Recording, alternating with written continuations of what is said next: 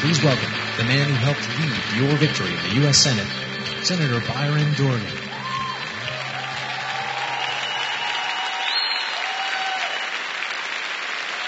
Dorgan. Thank you very much. Thank you very much. Well, thank you very, very much.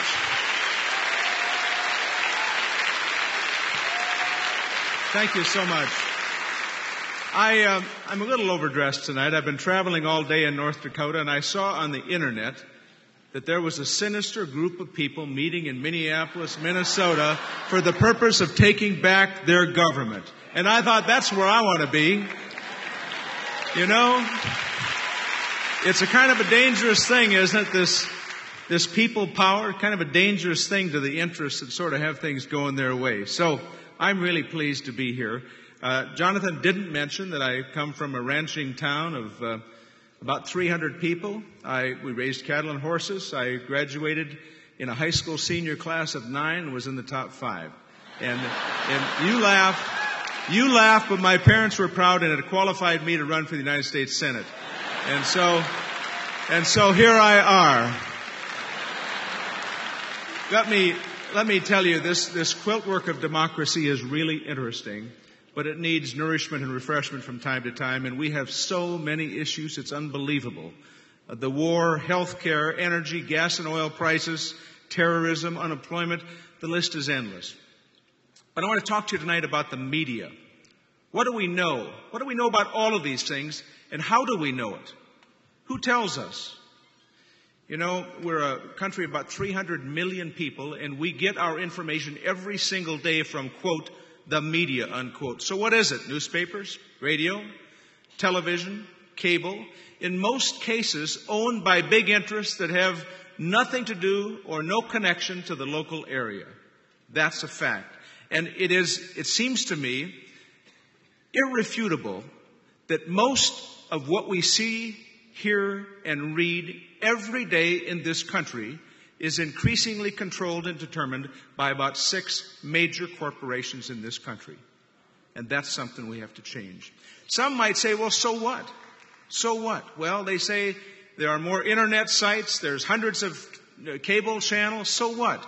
And I have said over and over again, as Jonathan said, yes, I agree there are more voices from the same ventriloquist. And that is the problem that we have to fix. Now, if you doubt this issue, and you don't, but some do, if they doubt this issue, let me take them back to Natalie Maines in England at a concert with the Dixie Chicks. And here is what she said. Here is what she said. Listen carefully. Just so you know, quote, just so you know, we are ashamed the President of the United States is from Texas, unquote. Just so you know, we are ashamed the President of the United States is from Texas. That, by the way, is called free speech. And for that, the music of this band, this group that has sold 36 million albums was boycotted and banned, and almost immediately by 1,400 radio stations. But you know what? Those 1,400 radio stations that banned their music were owned by 2 companies. Doesn't that tell you something? And then rallying the tractorcades to get the tractors out, the modern day version of the book burning, to get the CDs and the Dixie Chick memorabilia to run over it with giant tractors. And then ratcheting up such emotion that they actually had death threats. You know, this is not about 3 singers. This, after all, is about free speech in a great democracy. If that doesn't concern you, it's 2 a.m. in the morning, and the largest chemical spill in the history of America occurs in Minot, North Dakota. Anhydrous ammonia cars explode, leave the railroad tracks, one 500 feet into the air. A deadly plume envelops this town of Minot, North Dakota. We were so fortunate. Only 1 person died, but about 1,600 people eventually sought medical treatment. 6 commercial radio stations in Minot, North Dakota, all playing homogenized music out of a box coming 1,400 miles from there. and they couldn't find anybody at home at the radio stations to broadcast the news of the largest chemical spill in this country. Do you think maybe if those radio stations had been owned locally by 6 different people, they'd have gotten somebody out of bed because they knew the people that owned them? Now,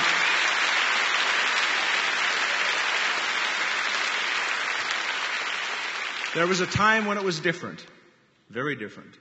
Some people say, well, that's kind of hokey, that's old-fashioned. There was a time when the local radio station would broadcast the local high school basketball game and the Junior Legion baseball game and advertise what the charities were going to do in that town the next weekend. There was a time when the newspaper was owned locally and people knew the publisher. There was a time when, in order to get a license to broadcast television or radio, you had to meet certain public interest standards, and you had to meet standards with respect to localism. Those days are gone. And the virtues of serving your hometown have gone with it, regrettably. And so now we're served this homogenized junk. Music we hardly recognize, a playlist designed by somebody 1,000 miles away. Now, let me tell you, I watched one of our networks on television a while back, and there was a helicopter that was keeping its camera on a sheriff's car taking Paris Hilton to jail. And man, did they cover that. And the word crawl on the bottom of the screen was telling me that Mr. Putin over in Russia was ratcheting up great tension with us about missiles in Eastern Europe. But the picture was about Paris Hilton going to jail. Tells you a little something, doesn't it? About this infotainment and what they're providing us these days. The Pope died. When the Pope died, Larry King had the man who played Jesus in The Passion of Christ on as a guest. Well, if you can't get the real, he had on Jim. He had on Jim. And let me tell you something. I swear to you this happened. You can go back and get the clip. They were about ready to break for a commercial. And it was a solemn moment because the Pope had died. And Larry King turned to Jim and said, Jim, do you think the Pope is with Jesus now? We have only 30 seconds. I thought, you know what? That kind of spells it all out for me. Well, let me tell you, we have only 30 seconds. Let me tell you, we've got a lot of work to do. You've seen 2 Federal Communication Commissioners tonight who are first rate. I really appreciate the work they do. And let me also say to you that this organization, Free Press, and all the groups you belong to, deciding that, you know what, we can do something about this. We don't have to accept this. We can change this. I am so inspired by that. Now, let me tell you something. A few years ago, Michael Powell was chair of the Federal Communications Commission, and he decided to do a rule. So he did a rule. Here's what the rule was. After we've had this galloping concentration in virtually all of the media, he said, my new ownership rule is that in the largest American cities, the same company can own 8 radio stations, 3 television stations, the dominant newspaper, and the cable company, and it'll be just fine with him. That's unbelievable. And he passed that rule over the objections of Commissioner Kopps and Commissioner Adelstein. And I used, for the first time in the history of the Senate, a little-known procedure that allowed us to do what was called a legislative veto. I authored a bill, and I went over and got Trent Lott. Wait a second, I got Trent Lott on the other side to join me. I wanted to appeal to the schizophrenics. And so Trent and I took this to the floor of the Senate, and we passed a bill on the floor of the Senate saying to the FCC, we veto your rule. Now,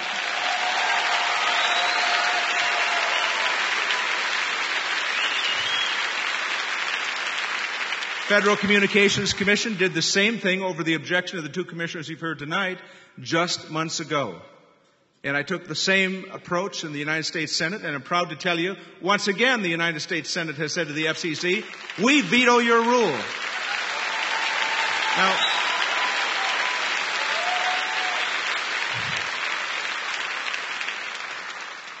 there's a great old Cherokee Indian chief who once said, the success of a rain dance depends a lot on timing.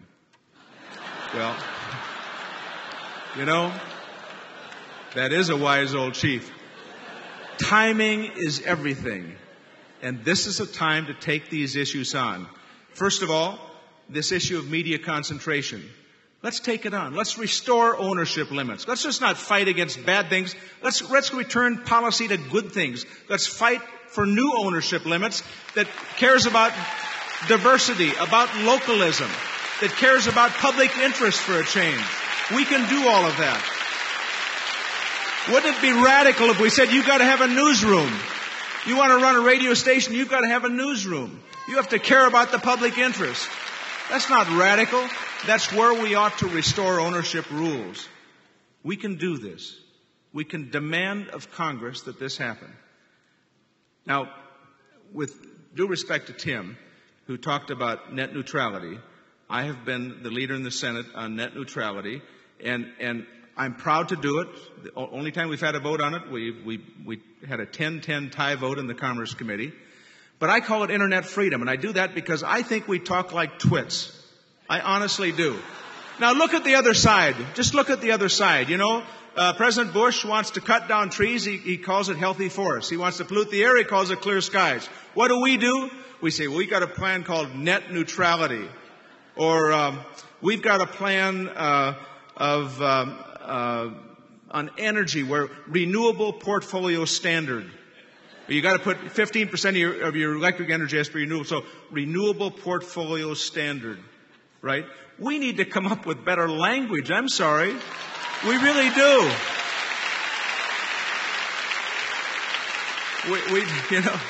We have debates about LIHEAP, and we have debates about SCHIP and RPS, and we just need better language. But even as we develop this better language, we understand, all of us do, that net neutrality, or what I call internet freedom, is unbelievably important. It just is. This internet is a wonderful thing. It's pretty unbelievable, frankly. But there are people who now have decided they want to be gatekeepers. And they want to have toll booths. Now, there's a big old company out there called Google. 10 years ago, let me tell you about Google. 10 years ago, Larry and Sergey moved from their dorm room to a garage with 8 employees because the advantage was the garage had a garage door opener. What an unbelievable accomplishment. 10 years ago, 2 college kids moved from a dorm room to a garage. Now the net valuation of that company exceeds the combination of General Motors, Ford Motors, and Coca-Cola together. Think of it. Now ask yourself this. What if there are a couple kids in a dorm room tonight, perhaps in Minneapolis, maybe in Bismarck, and they've got an idea? Will they ever get there? Will they ever get past those who really want to establish gates that require them to pay to get through the gate? The way the internet has worked and has always worked is open architecture, free internet. Anybody can go anywhere, anytime. That's the open architecture we must protect and preserve in the internet. And finally, I have just asked the General Accounting Office to do an investigation of what has happened to independent programming in the media in this country. It's dropped right off the cliff. What's wrong with having a diversity of voices? What about a better menu? And I'll expect to get that from the General Accounting Office at some point in the months ahead. Having said all of these things, this is a great country. You and I know it. It's a great country to be able to sit here. We've done all these things. We've split the atom. We've spliced genes. We've cloned animals. We've invented the television and the computer, and we've invented plastics and radar and the silicon chip. We've cured polio, cured smallpox. We've built airplanes, learned to fly them. We've built rockets. We've walked on the moon. It's unbelievable when you think of who we are and where we're from. This is a great country. But I'll tell you what, the country belongs to the American people. It has always belonged to the American people. That's what the United States Constitution says. We, the people. Now, I told you I grew up in a town of 300 people. We had a blacksmith when I was a kid. There aren't many blacksmiths around, but I went down to see what a blacksmith did. I used to go down and watch him. He was dirty with soot and so on. And he would have this forge, and he'd heat up metal to white hot, and then he'd pound it. Plowshares, horseshoes. What I learned is that you actually can bend steel with heat. There's a lesson about that in politics as well. And remember it. Apply some heat. You can bend this government to your political will. That's what our Constitution understands and provides, the will of the people. One final point. I come from western North Dakota. I told you we raised horses, some cattle, and I represent ranchers. I'm going to tell you how not to push the Congress. A rancher called me one day from western North Dakota. I was sitting at my desk in the United States Senate, and he was furious with me. I don't even remember the issue, but he was upset. And he told me off, and then he said, let me tell you something, Dorgan. He said, you either fix this problem, or by God, I'm coming down there to fix you. I said, are you trying to threaten me? He said, hell yes, I thought I made that clear. So, wrong way to deal with the Congress. But let me again say to you tonight, on issues of media concentration, internet freedom, independent programming, and so many other issues, I'm inspired by the fact that you gather in Minneapolis, Minnesota, and decide that you want to do what American citizens have always done, and that's provide leadership to a great country. Thank you very much. God bless you.